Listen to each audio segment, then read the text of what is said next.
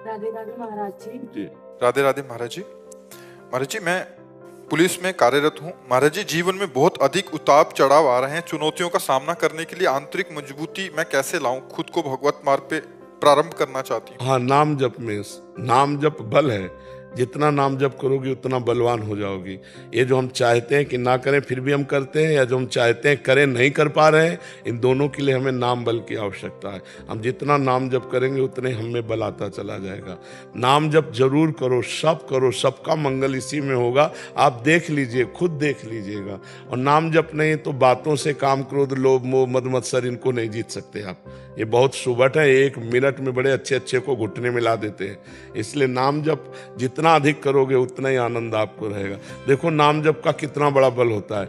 एक दिन ठाकुर हरिदास जी महाराज चैतन्य महाप्रभु के परिकर के हैं, हरे कृष्ण कृष्ण कृष्ण हरे हरे, हरे राम राम राम हरे हरे, जोर जोर कीर्तन कर रहे थे। तो एक धनी मानी 2-3 वैश्याओं के साथ निकला। तो धनी मानी ने कहा कि देखो ये महात्मा कितने निष्ठावान है, नाम जप कर रहे हैं। तो उन वैश्याओं में कुछ चंचल स्वभाव की तो होती है। तो उनका हमको एक दिन का अवसर दो, इनकी भक्ति को अभी देख ले हम। उसका ठीक है। और नव युवती श्रृंगार करके गई और वो हरे कृष्ण कृष्ण कृष्ण हरे जोर जोर बोलते थे ऐसे। वो गई ऐसे करके बैठी। उन्होंने देखा, देखते ही समझ गए। भगवत भक्तों के पास भगवत कृपा से इतना ज्ञान होता है कि कौन किस भाव से आया है, समझ गए। तो बस हरे कृष्ण कृष्ण। वो कहती रुको आप हमसे बात करो। हरे कृष्ण। पूरा रात हो गई वो महात्मा को देखना, हरे कृष्ण। दूसरे दिन फिर श्रृंगार करके आई, तीसरे दिन फिर श्रृंगार करके आई, और तीसरे दिन रो पड़ी। जब रो पड़ी तब रुके। कहा क्या कहना चाहती थी? बोले अब तो सब बह गया। 3 दिन से कीर्तन सुन रही हूं, मैंने ऐसा निश्चय किया था कि आपको भ्रष्ट कर दूंगी, लेकिन आज मुझे इतना पश्चाताप हो रहा है कि आप जैसे निर्मल महात्मा के प्रति दोष दृष्टि, भगवान मेरा उद्धार कैसे होगा? मैं नीच वैश्या हूं। तो उनका हरे कृष्ण बोलो, इसी से तुम्हारा भी उद्धार हो। वो उसी दिन से परम भागवत बन गई। और महाराज तो स्वयं परम भागवत है। नाम का बल देखो, एकांत स्थान, और वो आई है सहयोग काम का लेकर के भ्रष्ट करने के लिए। तो अब वहां कोई प्रश्नवाचक चिन्ह था ही नहीं। जवान साधु थे तो भ्रष्ट होने में कोई देर, लेकिन नाम में इतना सुख है कि भोग में अरुचि, और भोगासक्त वैश्या को भी भोगों से अरुच करा के वहां भागवत बना दिया। नाम में बड़ी सामर्थ्य है। आप नाम की सामर्थ्य को आश्चर्यचकित होकर मानोगे ही नहीं कि ऐसी कहां होती नाम में सामर्थ्य। एक केवल राम जी भक्तमाल का चरित्र है। केवल राम जी, जिनको कुबा केवल राम जी कहते हैं, वो गरीब भगत थे। उनका स्वभाव था जहां वो संतों को देखते दौड़ पड़ते, चरण में प्रणाम करना, घर लाना, चरणोदक उतारना, और जो रूखा सूखा बने सो पवाना। तो जब संतों को आदर मिलता है तो दूसरे संतों से चर्चा करते हैं। तो एक अयोध्या से बड़ी भगवान श्री राम जी की मंडली संतों की उधर से गुजर रही थी। तो पूछा भाई केवल राम जी का घर कौन सा है, बड़े भगत हैं भाई यहाँ। तो केवल राम जी ने जब सुना संत मंडली आई, अरे आज तो नाच पड़े कि आज तो बहुत से संत, खूब आदर पूर्वक घर, पर खाने को नहीं। अब उन्होंने पत्नी से कहा कि गरीब आदमी थे, अब 1-2 संत हो तो कुछ बने, अब जहाँ 50 संत हैं। तो पत्नी से कहा अब क्या हो सकता है? भगवान आज इतनी बड़ी कृपा की कि इतनी संत मंडली हमारे घर आई, आज पवाने के लिए कुछ नहीं है।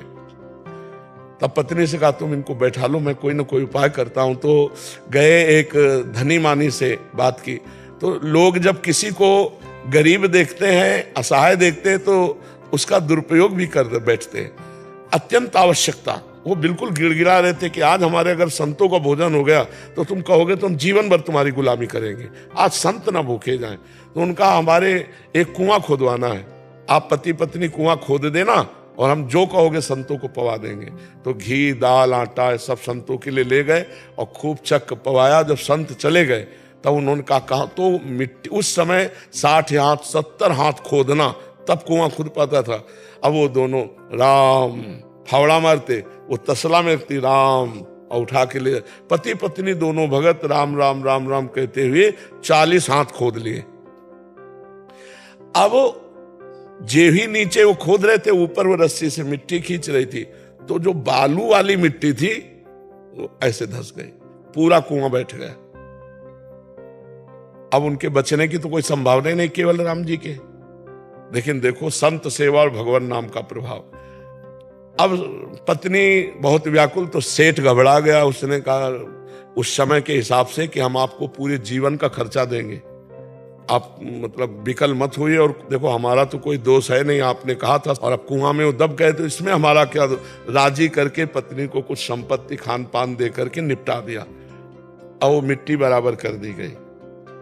1 महीना बाद वहां से राजा का दल निकला, तो राजा के कान में सुनाई पड़ा राम राम राम। तो इतना आर्त भाव था कि वो तत्काल चकित हुए, मंत्री से कहा यहाँ ये आवाज कहां से आ रही। तो उस आवाज को खोजा गया, तो वहां जहां कुआं था ना, वहां से आवाज आ रही थी।